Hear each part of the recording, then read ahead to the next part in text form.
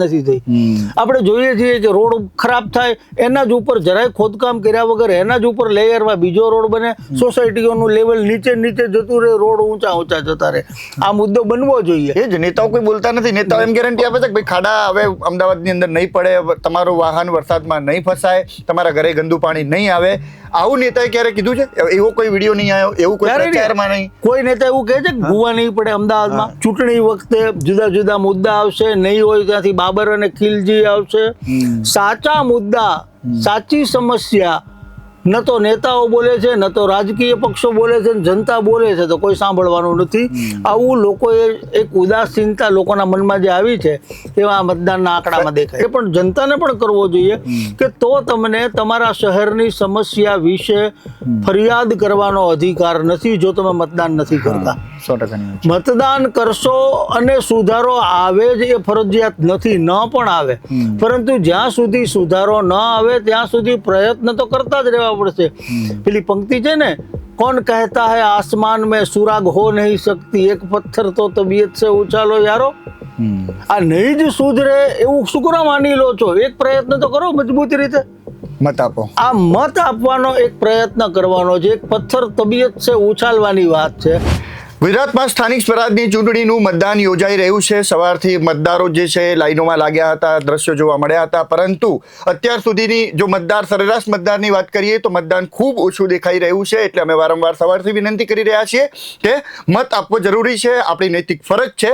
સાથે સાથે ગુજરાતની વાત કરીએ તો ગુજરાતમાં સવારથી શું માહોલ રહ્યો અને આ ચૂંટણી, આખી સ્થાનિક સ્વરાજની ચૂંટણી કેવી રહી. અમારી સાથે અમારા સહયોગી છે ડૉક્ટર દૈવત સર, તેમની સાથે વાત કરીએ. સાહેબ, આ વખતની ચૂંટણી કેવી રહી અને સવારથી મતદાન ચાલી રહ્યું છે, તમામ વિગતો. જો આ ચૂંટણીમાં મુદ્દાઓ સ્વાભાવિક રીતે સ્થાનિક સ્વરાજની ચૂંટણી છે એટલે નાગરિકોની સુખાકારીને લગતા મુદ્દાઓ હોય. પરંતુ આ વખતે આ ચૂંટણીમાં પણ જે વિધાનસભામાં, લોકસભામાં જે સાંપ્રદાયિક ધ્રુવીકરણના પ્રયાસો ને એ બધું હોય એ આમાં પણ જોવા મળ્યું. એટલે આ વખતની ચૂંટણી બહુ જ રસાકસી ભરી બનશે એવું પહેલેથી દેખાતું હતું. એમાં બીજું ચરણ આવ્યું બિનહરીફ બેઠકો કરાવવા માટે. રેકોર્ડ બ્રેક કહેવાય એવો આંકડો 721 બેઠકો બિનહરીફ થઈ. આવું આ પહેલા ગુજરાતે ક્યારેય જોયું નથી. સ્થાનિક સ્વરાજની ચૂંટણીઓમાં બિનહરીફ બેઠકો થવાનું પ્રમાણ હોય, પરંતુ આ 2021નો જે આંકડો છે 236 બેઠકો બિનહરીફ હતી. આ વખતે 721. એટલે એ બતાવે છે કે રાજકીય પક્ષો પોતે પણ આના માટે કેટલા આક્રમક છે, ખાસ કરીને ભાજપ, કારણ કે મોટા ભાગની બિનહરીફ બેઠકોનો ફાયદો એને મળે છે. એટલે એના આધારે દેખાતું હતું કે ચૂંટણી બહુ મજબૂત રીતે લડાવવાની છે. પ્રચાર દરમિયાન પણ આક્રમકતા જોવા મળી. ખાસ કરીને ભાજપ શાસક પક્ષ તરીકે ભાજપ તો હંમેશા ચૂંટણી મોડમાં જ હોય છે એમ માનવામાં આવે. કોંગ્રેસના પક્ષે ઘણી ઉદાસીનતા દેખાય. પ્રચારમાં એક પ્રકારની સુસ્તી જોવા મળી. આમ આદમી પાર્ટીએ ભાજપની જ સ્ટાઇલમાં આક્રમકતાથી પ્રચાર કર્યો. આમ આદમી પાર્ટીની મર્યાદા સ્થાનિક નેતૃત્વ ઉપર જ ભરોસો, અને એમાં સ્થાનિક નેતૃત્વમાં પણ ગણા ગાંઠા 2-5 નામો એમની પાસે પ્રચારમાં, મર્યાદિત વિસ્તારમાં એનો પ્રભાવ. પરંતુ આમ આદમી પાર્ટીએ, મને લાગે છે કે સાચી દિશામાં આ વખતે રણનીતિ ઘડી હોય એવું જોવા મળ્યું. એમણે આખા ગુજરાતમાં ભલે ઉમેદવારો બધે જ્યાં જ્યાં એને મળ્યા ત્યાં ઊભા રાખ્યા, પરંતુ એમનો મુખ્ય જોર એવા વિસ્તારો ઉપર જ એમનું ધ્યાન રહ્યું છે જ્યાં એમને વર્ચસ્વ દેખાતું હોય. એવા વિસ્તારોમાં એમણે ભરપૂર મહેનત કરી. જેમ કે અમદાવાદ, શહેરી વિસ્તારોમાં, એમાંય મુખ્યત્વે અમદાવાદ, તો એમાં આમ આદમી પાર્ટી પાસે નથી કાર્યકર્તાઓ, નથી એવું કોઈ માળખાગત એની પાસે તંત્ર ગોઠવાયેલું. એટલે અમદાવાદમાં આમ આદમી પાર્ટીએ ઓછામાં ઓછી સભાઓ કરી, ઓછામાં ઓછા પ્રયત્નો કર્યા. હા, જાણીતા ચહેરાઓ દેખાયા નથી. એ ગામડાઓમાં અને સુરત મહાનગરપાલિકામાં આમ આદમી પાર્ટી મારા ખ્યાલથી કદાચ કોંગ્રેસ કરતા પણ ભાજપથી પછીના ક્રમે આમ આદમી પાર્ટીને ગણવી પડે. તો ત્યાં એણે મજબૂત પ્રદર્શન કર્યું, ત્યાં એણે ધ્યાન પણ કેન્દ્રિત કર્યું. આદિવાસી વિસ્તારમાં, બેલ્ટમાં પણ આમ આદમી પાર્ટીએ કર્યું. હવે જે મતદાનની પેટર્ન છે એ મને લાગે છે કે બહુ રસપ્રદ છે. હા, બિલકુલ. તો આ મને એવું લાગે છે સાહેબ કે કોંગ્રેસ આ બાજુ જો ઉત્તર ગુજરાત બાજુ જોવા જઈએ ને તો ત્યાં સારા એવા નેતાઓ છે અને કોંગ્રેસ વધુ ધ્યાન આપી રહી છે. આ બાજુ જોઈએ તો દક્ષિણ બાજુ આમ આદમી પાર્ટી, ચૈતર વસાવા જેવા નેતાઓ એમની પાસે છે. સૌરાષ્ટ્રમાં વધુ ધ્યાન આમ આદમી પાર્ટી આપી રહી છે. કારણો શું? બધું અલગ અલગ વહેંચાઈ ગયું છે એવું? એક થોડીક માનસિકતા કારણભૂત છે અને બીજું પાર્ટીનું મુખ્ય નેતૃત્વ એના ઉપર પ્રદેશનો આધાર હોય, પછી એ જ્ઞાતિ સમૂહમાંથી આવતા નેતા હોય કે ભૌગોલિક વિસ્તારમાંથી આવતા હોય. ઉત્તર ગુજરાતના એક પણ મોટા નેતા આમ આદમી પાર્ટી સાથે સંકળાયેલા નથી. અત્યારે આમ આદમી પાર્ટીના મોટા નેતાઓના નામ જુઓ કે એના ચૂંટાયેલા ધારાસભ્યો, એમાં ચૈતર વસાવા, હેમંત ખવા, ગોપાલ ઇટાલિયા, તો એ બધા ગોપાલ ઇટાલિયા, હેમંત ખવા એ સૌરાષ્ટ્રના છે, ચૈતર વસાવા નર્મદા જિલ્લામાંથી છે. તો સ્વાભાવિક છે કે જે મોટા નેતા જે વિસ્તારના હોય ત્યાં એમનું વર્ચસ્વ હોય, એમના સમુદાયમાં પણ એમનું વર્ચસ્વ હોય, ભૌગોલિક પેરાફેરીમાં પણ એમનું વર્ચસ્વ હોય. ઉત્તર ગુજરાત હજુ આમ આદમી પાર્ટી માટે એટલું ખેડાયેલું નથી. એણે પૂરતા પ્રયત્ન કર્યા. સાગરભાઈ હતા એમાં, સાગર રાયકામાં જોડાયેલા હતા, પછી વિજય સુમાળા પણ થોડોક સમય આવીને પાછા જતા રહ્યા. એટલે આમ આદમી પાર્ટીની તલાશ છે કે ઉત્તર ગુજરાતમાંથી કોઈ મોટું નામ મળે, એ હજુ એને મળ્યું નથી. એને કારણે આ ચૂંટણીમાં પણ ઉત્તર ગુજરાત પૂરતો જે ફાઇટ છે એ ભાજપ કોંગ્રેસની છે. સૌરાષ્ટ્રમાં ત્રિપાંખીયો જંગ છે, ભાજપ, કોંગ્રેસ અને આમ આદમી પાર્ટી. પટેલ જેવા નેતા હા, એમાં પણ આમ આદમી પાર્ટી કેટલાક બેલ્ટમાં મજબૂત છે, જેમ કે જુનાગઢ વિસાવદર ગોપાલ ઇટાલિયાના કારણે, જામનગરનો કેટલોક વિસ્તાર હેમંત ખવાના કારણે, અમરેલીમાં લાઠી, લીલિયા, અમરેલી ગ્રામ્ય પોતે અને ધારી બેઠક બહુ બગાવતી મિજાજ ધરાવતી બેઠક ગણાય. તો ત્યાં પણ આમ આદમી પાર્ટી આ વખતે આશા રાખી રહી છે. એટલે એ બેલ્ટ છે. ત્યાં કચ્છમાં આમ આદમી પાર્ટીનું નામો નિશાન નથી. મધ્ય ગુજરાતમાં આપણે અમદાવાદ, ચરોતર, વડોદરા, ત્યાં આમ આદમી પાર્ટીનું એવું વર્ચસ્વ નથી. પરંતુ નર્મદા જિલ્લામાં પાછું આમ આદમી પાર્ટી મજબૂત, સુરત શહેરમાં મજબૂત, સુરત ગ્રામ્યમાં પણ બિલકુલ નહીં, નવસારી, બારડોલી, વલસાડ, વાપી એ બેલ્ટમાં પણ ક્યાંય નહીં. એટલે આ પિક્ચર એક નવોદિત પક્ષ છે. હજુ પૂરેપૂરો ગુજરાતમાં એનો વ્યાપ થયેલો નથી. કોંગ્રેસનો વ્યાપ મજબૂત ગણાય, સૌથી જૂનો પક્ષ છે, આટલા વર્ષ શાસન કર્યું છે. કોંગ્રેસ સંગઠનમાં થોડુંક નબળું પડે છે, નેતૃત્વમાં પણ, સ્થાનિક નેતૃત્વમાં પણ નબળું પડે છે. એટલે એની અસર આ પ્રચારમાં પણ દેખાય. અને જે જોતા મતદાનની પદ્ધતિ છે, અત્યાર સુધી આવી રહેલી ટકાવારી છે, એમાં પણ ક્યાંક ને ક્યાંક એ રિફ્લેક્ટ તો થાય જ છે. તો તમને સાહેબ લાગે છે કે એસઆઈઆરની પ્રક્રિયા, સ્વરની જે પ્રક્રિયા હતી એના બાદ આ પ્રથમ ચૂંટણી છે, તો પરિણામોમાં કઈ ફરક મતલબ એવું લાગી શકે છે, અથવા તો ઓછા મતલબ મતદાન ઓછું થઈ રહ્યું છે? બધા કારણો જો ગુજરાતમાં સરની પ્રક્રિયા આમ જુઓ તો ઓછામાં ઓછી વિવાદાસ્પદ બની છે. અને એનું મુખ્ય કારણ છે ગુજરાત ભાજપનો ગઢ છે. ગુજરાતમાં 3 દાયકાથી વધુ સમય ભાજપનું જ શાસન છે. એટલે ગુજરાતમાં સરથી જે નામો કપાઈ ગયા છે, મોટા ભાગે પુનરાવર્તિત થયેલા નામો હોય, અથવા તો અવસાન પામેલી વ્યક્તિ હોય કે એવા, એની જે ખરાઈઓ થઈ. આ મૂળ તો મતદાર યાદી સુધારણાનો હેતુ જ ને કે એક જ વ્યક્તિના 3 જગ્યાએ નામ હોય તો એ કમી થાય 2 જગ્યાએ. એક વ્યક્તિ જે અવસાન પામી ચૂક્યા છે તેનું નામ નીકળે, એવા નામો મોટા ભાગે નીકળ્યા છે. સ્થળાંતર થયેલા નામો નીકળ્યા છે. એટલે અહીંયા સરની પ્રક્રિયા સામે જો ગુજરાતમાં વાંધા અરજીનું પ્રમાણ પણ સૌથી ઓછું આવ્યું.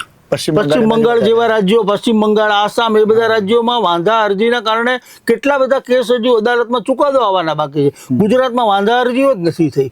તો ઘણા બધા કેટલાક વિસ્તારોમાં ફરિયાદો છે, મોટા પ્રમાણમાં ફરિયાદો છે. અમદાવાદની વાત કરીએ તો અમદાવાદમાં વટવા, રખિયાલ, જુહાપુરા, એ બધા, જમાલપુર એ વિસ્તાર છે, ત્યાં મોટી ફરિયાદો છે કે ખોટી રીતે નામ કમી થવાની. પરંતુ એ પોકેટ મર્યાદિત છે. એટલે આ ચૂંટણીમાં એનો બહુ મોટી અસર પડે એવું દેખાતું નથી. સાહેબ, એવું કહેવાય છે કે આ ચૂંટણી છે ને સેમીફાઇનલ છે, ફાઇનલ તો 2027ની વિધાનસભા છે. અને આ ચૂંટણીમાં જો કોંગ્રેસ અને આમ આદમી પાર્ટીની સીટો આવી તો ભાજપ માટે ચિંતાજનક છે 2027? ચોક્કસ ચિંતાજનક ગણવું પડે. પરંતુ આવશે કે કેમ એ આપણે મંગળવારે ચર્ચા કરીએ. પણ જો આવે તો મને લાગે છે કે ભાજપ માટે આ એક રેડ સિગ્નલ છે કે જનતાની જે અવાજ છે એને દબાવવાનો પ્રયત્ન સરકાર તરફથી, સંગઠન તરફથી, પાર્ટીના સંગઠન તરફથી જો થતો હોય તો એનો જવાબ જનતા આ ચૂંટણીમાં આપશે. અને એટલે જ મને લાગે છે કે ભાજપ પૂરી તાકાતથી સહેજ પણ ગફલતમાં રહ્યા વગર, અતિ આત્મવિશ્વાસમાં રાચ્યા વગર ભાજપ અત્યારે આ ચૂંટણીમાં લાગેલી છે. આપણને દરેક વખતે એવા પ્રશ્નો થાય કે ભાઈ બીજા પક્ષોના પ્રચાર ઓછા છે, ભાજપના જ કાર્યકરો છે, ગુજરાત ભાજપ સાથે ડેડિકેટેડલી જોડાયેલું છે, તો કેમ ભાજપ આટલી મહેનત કરે છે? પરંતુ એનું કારણ એ છે કે ભાજપ જરાક સરખું પણ ગુમાવે એવો પક્ષ નથી, જતું કરે એવો પક્ષ નથી. એટલે એક એક બેઠક માટે પણ ભાજપની ફાઇટ તો હોય જ, જે આમાં પણ દેખાય છે કે છેલ્લામાં છેલ્લી ઘડી સુધી દરેક નાનામાં નાની ઘટનાને ચૂંટણીમાં કન્વર્ટ કરવાનો એમણે પ્રયત્ન કર્યો છે. હરીફોના એવા વિધાનો ને પકડ્યા છે, એને હાઇલાઇટ કર્યા છે. સુરતમાં છેડતી જેવી ઘટના બને છે તો એમાંય ભાજપ પ્રચારની તક શોધી લે છે. તો આ ભાજપની તૈયારી બતાવે છે. હવે એ તૈયારી ભાજપે અથવા તો કરેલો આક્રમક પ્રચાર લોકોને કેટલો અસર કર્યો છે એ આપણને મંગળવારે ખબર પડશે. મતદાન ઓછું થઈ રહ્યું છે, તમને લાગે છે કે પ્રજાનો મતલબ ઇન્ટરેસ્ટ રસ જ નથી એમ જરાય? કારણ એવું છે કે હવે જે પ્રમાણે બિનહરીફ બેઠકો થઈ અથવા તો પછી વિકાસની વાતો થતી જ નથી. આમ આદમી પાર્ટી પેલાના ઉપર આક્ષેપ કરે, ભાજપ આના ઉપર આક્ષેપ કરે, કોંગ્રેસ આ બધી આક્ષેપવાદી બધું ચાલી રહ્યું છે, પણ વિકાસની વાતો કોઈ પાર્ટી નથી જ કરતી એમ. આ મેનિફેસ્ટોમાં લાયા છે કે આ કરીશું, પણ જાહેરમાં ખુલીને કેમ નથી કહેતા? બહુ સાચી વાત છે આ સદ્દામ. દરેક પાર્ટીએ વચનો આપ્યા, મેનિફેસ્ટો આપ્યા, ભાજપ સંકલ્પ પત્ર કહે છે. કોને ખબર છે કે કોના સંકલ્પ પત્ર કે મેનિફેસ્ટોમાં અમદાવાદ શહેરના વિકાસ માટે શું મોડેલ છે? નથી ખબર. પબ્લિક નથી, કારણ કે કોઈ પાર્ટી એ મુદ્દાઓને હાઇલાઇટ કરતી જ નથી. કાઢવું પડે સંકલ્પ પત્ર, જાહેર કરવું પડે એટલા પૂરતું થાય છે. મેનિફેસ્ટો બતાવવામાં આવે છે, આ પેલું બજેટ જેવું છે, આવતા વર્ષમાં અમે શું કરીશું તે જૂના વર્ષની જ યાદી હોય. જો ધ્યાનથી ઝીણવટપૂર્વક ચકાસવામાં આવે તેમ થાય કે આ 5 વર્ષથી તમે તો આ જ બતાવો છો. એમાં મેનિફેસ્ટો પણ એક એકંદરે એવી જ બાબત છે, એમાં જનતાને ક્યારેય હવે ભરમાતી નથી. ખબર છે કે આ કાગળ ઉપરની ગુલબાંગો છે, એટલે એનાથી ક્યારેય એવડો મોટો ફરક પડતો નથી. લોકો મત શેના આધારે આપે? સુશાસન અથવા તો કુશાસન, પુનરાવર્તન કરવું છે અથવા તો પરિવર્તન લાવવું છે, આ બે મુદ્દાના આધારે આપે અને કયા પક્ષ ઉપર વિશ્વાસ જતાવવો. તો મને લાગે છે કે આ વખતે ચૂંટણીમાં નારાજગી પુષ્કળ જોવા મળી છે. કેટલી બધી, દર વખતે આવું ઝીણું મોટું તો થતું જ હોય. સ્થાનિક સ્વરાજની ચૂંટણી હોય એટલે લોકોનો આક્રોશ બોલકો હોય, કારણ કે પોતાના ઘરના આંગણાની બહાર ઉભરાતી ગટરની સમસ્યા હોય, પોતાના ઘરના નળમાં આવતું ગંદા પાણીની સમસ્યા હોય, વીજળીની સમસ્યા હોય. તો આ બધી સમસ્યાઓ જેટલી ઘરેલું છે એટલો જ આપણો આક્રોશ પણ બોલકો હોય. તમારા ઘરમાં પાણી ન આવતું હોય ત્યારે તમે સ્વાભાવિક છે વધુ આક્રમકતાથી બોલવાના છો. અમદાવાદમાં સાહેબ ના ગયા વખતે જે ખાડા ભૂવા પડ્યા હતા એમાં કેટલાય લોકો જીવ ગુમાવવા પડ્યા છે. એટલે બહુ અમદાવાદના રસ્તાઓ મને લાગે છે કે સૌથી મોટી સમસ્યા છે અમદાવાદની. એના વિશે કોઈ વાત જ નથી થઈ. આપણે જોઈએ છીએ કે રોડ ખરાબ થાય એના જ ઉપર જરાય ખોદકામ કર્યા વગર એના જ ઉપર લેયરમાં બીજો રોડ બને, સોસાયટીઓનું લેવલ નીચે જતું રહે, રોડ ઊંચા જતા રહે. આ મુદ્દો બનવો જોઈએ. એ જ નેતાઓ કોઈ બોલતા નથી. નેતાઓ એમ ગેરંટી આપે છે કે ભાઈ ખાડા હવે અમદાવાદની અંદર નહીં પડે, તમારું વાહન વરસાદમાં નહીં ફસાય, તમારા ઘરે ગંદુ પાણી નહીં આવે. આવું નેતાએ ક્યારે કીધું છે? એવો કોઈ વિડીયો નહીં આવ્યો, એવું કોઈ પ્રચારમાં નહીં. કોઈ નેતા એવું કહે છે કે ભૂવા નહીં પડે અમદાવાદમાં? જ્યારે ભૂવાની સમસ્યા આપણા માટે સૌથી મોટી છે. તો દરેક શહેર અત્યારે ટ્રાફિક જામથી પરેશાન છે, પાર્કિંગની સમસ્યાથી પરેશાન છે. આપણે એકેય શહેરમાં એકેય નેતાએ નથી આવું આ મુદ્દો ઉઠાવ્યો, ન તો જનતા એને પૂછવા ગઈ છે. એટલે આજે ઉદાસીનતા જે દેખાય છે મહાનગરપાલિકામાં, એમાં પણ તમે જો માર્ક કરવા જેવું છે. જે જૂની મહાનગરપાલિકા છે, આમ જોવો તો ગુજરાતની મહાનગરપાલિકાઓની રચના થઈ ત્યારે ગુજરાતમાં 4 જ મહાનગરપાલિકા હતી: અમદાવાદ, રાજકોટ, વડોદરા અને સુરત. પછી એમાં ભાવનગર ઉમેરાયું, પછી એમાં જામનગર ઉમેરાયું. અત્યારે 15 મહાનગરપાલિકાઓની ચૂંટણી ચાલી રહી છે. નવી મહાનગરપાલિકા, જેમાં નવી મહાનગરપાલિકાઓ, જેને કેટલીકમાં પહેલી વાર આ ચૂંટણી છે. મોરબી, મહેસાણા, વાપી, આ બધી મહાનગરપાલિકાઓ નગરપાલિકામાં મહાનગરપાલિકા બન્યા પછી પહેલી વાર ચૂંટણીનો ત્યાં મતદાનની ટકાવારી સરેરાશ 30 થી 32% અત્યાર સુધીના આંકડા મુજબ છે. જે જૂની મહાનગરપાલિકાઓ છે 20, 25, 30 વર્ષથી છે, ત્યાં મતદાનની ટકાવારી સૌથી ઓછી છે. અમદાવાદ સરેરાશ 15% માંડ પહોંચે છે, 17% સુધી માંડ પહોંચે છે. અમદાવાદ વડોદરામાં એટલું જ પાખું મતદાન છે. રાજકોટ 15%થી ઓછું મતદાન છે અત્યાર સુધીના આંકડામાં. તો આ દર્શાવે છે કે જે અસલ જૂની મહાનગરપાલિકાઓ છે, શહેરી સમસ્યાઓથી ત્રાસેલી છે, એને સ્વીકારી લીધું છે કે આમને આમ જ રહેવાનું છે, અને આ રીતે આમાં કોઈ ફેર પડવાનો નથી. ચૂંટણી વખતે જુદા જુદા મુદ્દા આવશે, નહીં હોય ત્યાંથી બાબર અને ખિલજી આવશે. સાચા મુદ્દા, સાચી સમસ્યા ન તો નેતાઓ બોલે છે, ન તો રાજકીય પક્ષો બોલે છે, જનતા બોલે છે તો કોઈ સાંભળવાનું નથી. આવું લોકોએ એક ઉદાસીનતા લોકોના મનમાં જે આવી છે એવા મતદાનના આંકડામાં દેખાય. એવું સાહેબ કહેવાય છે કે ગુજરાતની પ્રજા શાણી છે. તમને શું લાગે, ગુજરાતની પ્રજા મતલબ નેતાઓથી કંટાળી ગઈ છે કે જાગી ગઈ છે? ત્રાસેલી તો છે જ. હા, એ આ મતદાનના આંકડા ઉપરથી દેખાય. બાકી તમે જો બંગાળમાં હમણાં જ વિધાનસભાની ચૂંટણીના પહેલા ચરણનું મતદાન 90%. જબરજસ્ત જબરજસ્ત. હા, ઐતિહાસિક કહેવાય. પ્રજાની આ જાગૃતિની નિશાની છે. આપણે મોટા ભાગનો વર્ગ એમાં કદાચ બે કારણ પણ હોઈ શકે. જો ગામડાઓમાં મતદાન ઊંચું છે, ઊંચું એટલે શહેરની સરખામણીએ ઊંચું, પરંતુ જો બંગાળની ચૂંટણી સાથે સરખામણી કરવા જઈએ, તામિલનાડુની સાથે સરખામણી કરવા જઈએ તો ગામડાઓનું મતદાન પણ ઓછું છે. એટલે મને લાગે છે કે લોકસભા વિધાનસભા એ રાજ્યનો મુદ્દો હોય, લોકસભા રાષ્ટ્રીય મુદ્દો હોય, આ તો આપણો સ્થાનિક ઘર આંગણાનો મુદ્દો છે. સ્થાનિક સ્વરાજની ચૂંટણીનો અર્થ જ એ છે. લોકોએ જાગવું તો જોઈએ, મત આપવા તો જવું જ પડે. અને એ જો તમે નથી જાગતા તો મને આ ઉદાસીનતાને સામે એક પ્રશ્ન એ પણ જનતાને પણ કરવો જોઈએ કે તો તમને તમારા શહેરની સમસ્યા વિશે ફરિયાદ કરવાનો અધિકાર નથી જો તમે મતદાન નથી કરતા.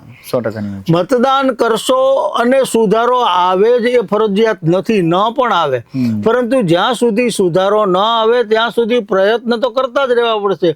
પેલી પંક્તિ છે ને, कौन कहता है आसमान में सुराग हो नहीं सकती, एक पत्थर तो तबीयत से उछालो यारो. આ નહીં જ સુધરે એવું શું કરવા માની લો છો? એક પ્રયત્ન તો કરો મજબૂતી રીતે, મત આપો. આ મત આપવાનો એક પ્રયત્ન કરવાનો છે. એક પથ્થર તબિયત છે ઉછાલવાની વાત છે. આપણે મને લાગે છે કે શહેરી મતદારો એ ચૂકી રહ્યા છે. બિલકુલ. ગઈ ચૂંટણીમાં પણ અમદાવાદમાં 50% જેટલું જ મતદાન થયું હતું. એના પહેલા પણ વિધાનસભાની ચૂંટણીમાં પણ અમદાવાદીઓએ 50% જેટલું જ મતદાન કર્યું હતું. એટલે 50% લોકો કેમ મતદાન નથી કરતા? મૂળ દર વખતે એ જ વાત છે. એમ 50% મતદાન થયું એનો એ જ સિક્કાની બીજી બાજુ શું છે કે 50% લોકોએ મતદાન ના 50% લોકો, કર્યું. મતદાન નથી થતું એનું મુખ્ય કારણ મેં કીધું એમ ઉદાસીનતા છે. બીજું એક વર્ગ એવો છે જે ભાજપ તરફી છે માનો, તો એ વર્ગ એવું માને છે કે ખાતરી છે ને ભાજપ જીતવાનું જ છે ને, હું મત નહીં આપું તોય. બીજું એક વર્ગ એવો છે જે ભાજપ વિરોધી છે, એને એમ છે કે ના આ પક્ષને નહીં બીજાને આપવું જોઈએ, પણ હું મત આપીશ તો એ જીતવાનું તો છે જ. એટલે એક વર્ગ એવું માને છે કે હું નહીં આપું તો એ જીતશે, બીજા વર્ગને એવું છે કે હું આપીશ તો પણ એ જીતશે. એટલે જે મતદાન નથી થતું એનું કારણ આ છે કે જે તરફીઓ છે એ અતિ આત્મવિશ્વાસમાં રાચીને મતદાન નથી કરતા. વિરોધીઓ છે એ હતોત્સાહ છે, એને ખબર જ છે કે આપણે ભાજપ જ જીતવાનું, એટલે પણ મતદાન એકધારી પેટર્નથી ગુજરાતમાં ભાજપની એકધારી સરકાર છે. માટે અહીંયા એક જે ભાજપ વિરોધી વર્ગ છે એનામાં ઉદાસીનતા આવેલી છે. સમર્થકો અતિ આત્મવિશ્વાસમાં રાચે. કસોકસની હરીફાઈ જ્યારે હોય ત્યારે આ બંને વર્ગ સક્રિય થાય. બંગાળમાં કેમ આટલું ઊંચું મતદાન છે? કારણ કે રસાકસી છે ત્યાં. તામિલનાડુમાં ઊંચું મતદાન છે, રસાકસી છે. એટલે ચૂંટણીમાં રોનક ત્યારે જ આવે જ્યારે સ્પર્ધા હોય. આપણે કોઈ પણ આઈપીએલ ની મેચ પણ છે, એક મજબૂત ટીમ હોય ને એક નબળી ટીમ હોય તો આપણે મેચ જોવાનું પસંદ નથી કરતા. કેમ? ખબર જ છે કે આજ જીતવાનો છે, ખોટો ક્યાં સમય બગાડવો.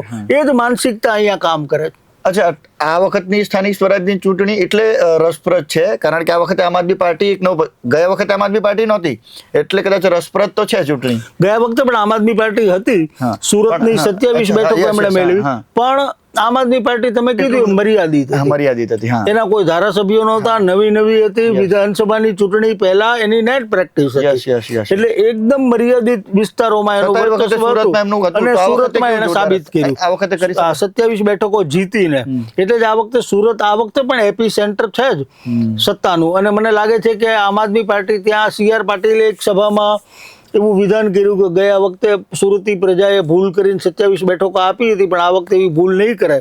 સામે આમ આદમી પાર્ટીએ પણ એવો પ્રતિદાવો કર્યો, પણ એ તો વિવાદ ચૂંટણીમાં હોય. પરંતુ મને લાગે છે કે સુરત આ વખતે બહુ ચોંકાવનારું પરિણામ આપે તો પણ નવાઈ નહીં. છેલ્લો સવાલ સાહેબ, કે ભારતીય જનતા પાર્ટીના મેન ચહેરાઓ નરેન્દ્ર મોદી અને અમિત શાહ ગુજરાતની ચૂંટણીમાં પ્રચાર પ્રસારમાં નથી દેખાયા. આ વખતે ભાજપને નુકસાન થઈ શકે અને ભાજપે નવા ચહેરાને, જેમ કે જગદીશ વિશ્વકર્મા, પહેલી ચૂંટણી છે એમને ઉતારે છે પક્ષ તરફથી, સરકાર તરફથી હર્ષ સંઘવી પ્રચાર પ્રસાર કરી રહ્યા છે. ભાજપને નુકસાન થઈ શકે, મોટા બે ચહેરાઓ નથી આવ્યા પ્રચાર પ્રસારમાં. આમ જો તો ગુજરાત એટલું ભાજપ માટે કમિટેડ છે. ભાજપની એક એવી વોટ બેંક છે કે જેને કહેવા પણ નથી જવું પડતું, એને પ્રચાર પણ નથી કરવો પડતો. એ વોટ બેંક એવી છે કે જેને ઉમેદવાર કોણ છે, શું છે, સામે કોણ છે, કોઈ પરવા નથી.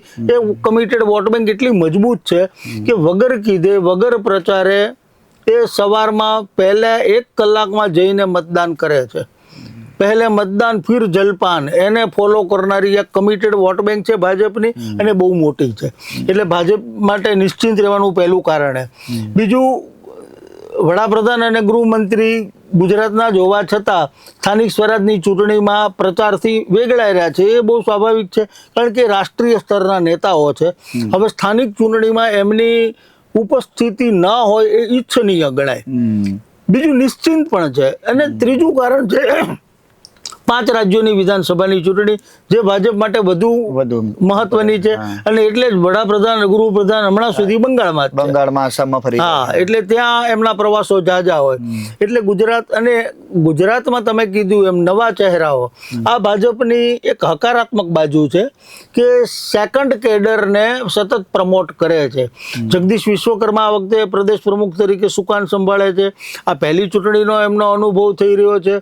સરકાર હર્ષ સંઘવી મેદાનમાં છે, જે યુવાન છે, ગૃહમંત્રી છે અને નાયબ મુખ્યમંત્રી છે.